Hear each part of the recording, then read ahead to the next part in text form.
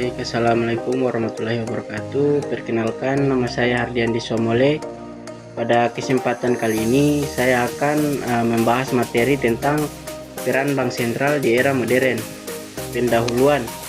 Yang pertama, bank sentral adalah institusi utama yang bertanggung jawab terhadap stabilitas moneter dan keuangan di suatu negara. Kedua, di era modern peran ini diperluas mencakup respon terhadap inovasi digital, risiko global, dan ketidakpastian pasar. Yang ketiga, tujuan presentasi ini adalah untuk menggambarkan bagaimana bank sentral beradaptasi dengan tantangan zaman sambil tetap menjaga stabilitas. Kemudian maksud di slide berikutnya yaitu fungsi tradisional bank sentral. Yang pertama, menjaga stabilitas moneter untuk mengontrol inflasi agar tidak terlalu tinggi atau rendah, untuk menjaga nilai uang tetap stabil. Yang kedua, mengatur jumlah uang beredar, yaitu melalui instrumen moneter seperti operasi pasar terbuka dan cadangan wajib bank. Yang ketiga, menetapkan dan melaksanakan kebijakan suku bunga, memengaruhi tingkat pinjaman dan konsumsi masyarakat. Kemudian yang keempat, sebagai lender of last resort atau memberikan pinjaman darurat kepada bank yang menghadapi kesulitan likuiditas. Yang kelima, mengatur dan mengawasi sistem perbankan atau untuk menjamin stabilitas sektor perbankan melalui regulasi dan pengawasan.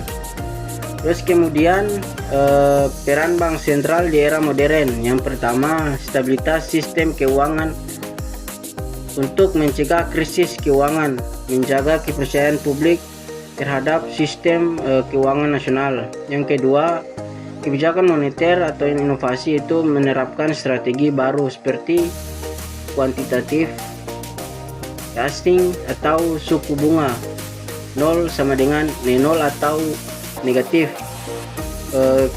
ketika cara konvensionalnya tidak efektif. Yang ketiga, digitalisasi keuangan beradaptasi dengan teknologi seperti e-wallet, vintage, dan juga uang digital. 4. Transparansi dan komunikasi publik untuk memberikan informasi terbuka agar menjaga ekspektasi pasar dan kredibilitas kebijakan. Kemudian bank sentral dan teknologi digital. Yang pertama itu Central Bank Digital Coinage atau CBDC, versi digital dari mata uang nasional, diatur dan dikeluarkan oleh bank sentral. Yang kedua, regulasi sandbox dan vintage, tempat pengujian investasi, inovasi teknologi keuangan dalam ruang yang diawasi tanpa risiko langsung ke sistem keuangan. Yang ketiga itu tentang tantangan keamanan dan privasi. Bank sentral harus menjaga keamanan data dan privasi pengguna di tengah transformasi digital. Kemudian selanjutnya itu peran bank sentral dalam krisis, itu terbagi menjadi 3 bagian. Yang pertama, krisis ekonomi. Contoh yang terjadi pada tahun 2019 itu COVID. Bank sentral menurunkan suku bunga, memperluas pinjaman, dan membeli aset untuk mendukung likuiditas. Terus yang kedua, likuiditas sistem keuangan, itu untuk menjamin bank dan lembaga keuangan memiliki dana yang cukup untuk beroperasi. Terus yang ketiga, stimulasi ekonomi atau mendorong konsumsi dan investasi melalui pelonggaran moneter dan dukungan fiskal terkoordinasi.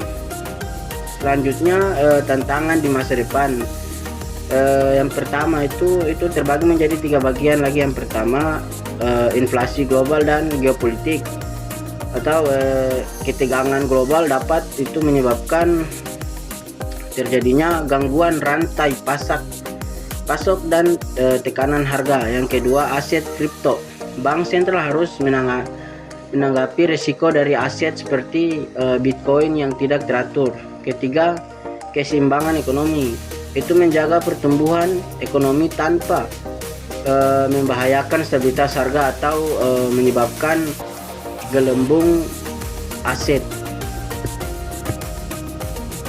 Terus selanjutnya inovasi kebijakan moneter. Yang pertama quantitative easing atau QE. Itu pembelian aset skala besar untuk menambah likuiditas. Yang kedua forward guidance atau komunikasi arah kebijakan ke depan. Kemudian yang ketiga suku bunga negatif. Itu mendorong pinjaman dan belanja konsumen. Selanjutnya pengembangan CBDC atau Central Bank Digital Currency terbagi menjadi 3. Yang pertama tujuan itu meningkatkan efisiensi sistem pembayaran dan inklusi keuangan. Kemudian yang kedua karakteristik, yaitu legal tender dijamin negara dapat diprogram. Terus tantangan, yaitu interoperabilitas atau privasi data cyber security. Kemudian bank sentral dan stabilitas harga. Itu mencakup 3 bagian. Yang pertama itu target inflasi agar menjaga inflasi dalam kisaran yang stabil dan rendah. Yang kedua pentingnya ekspektasi inflasi masyarakat.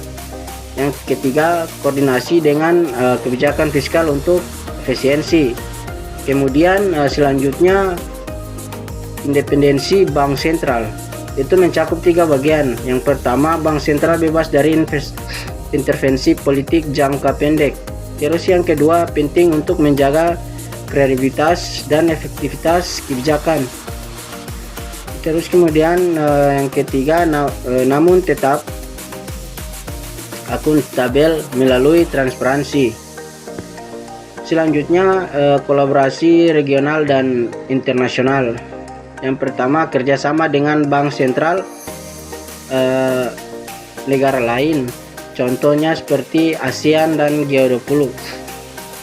Terus yang kedua monitor arus modal global dan risiko sistematik. Yang ketiga tukar menukar data, peringatan dini, kebijakan bersama. Kesimpulan yang pertama itu pilar stabilitas bank sentral memainkan peran sentral dalam kestabilan ekonomi nasional.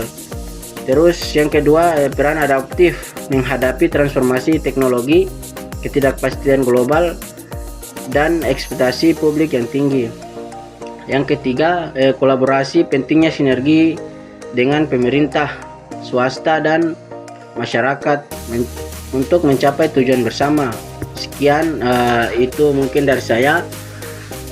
Mohon maaf lebih dan kurangnya. Saya akhiri dengan wassalamualaikum warahmatullahi wabarakatuh.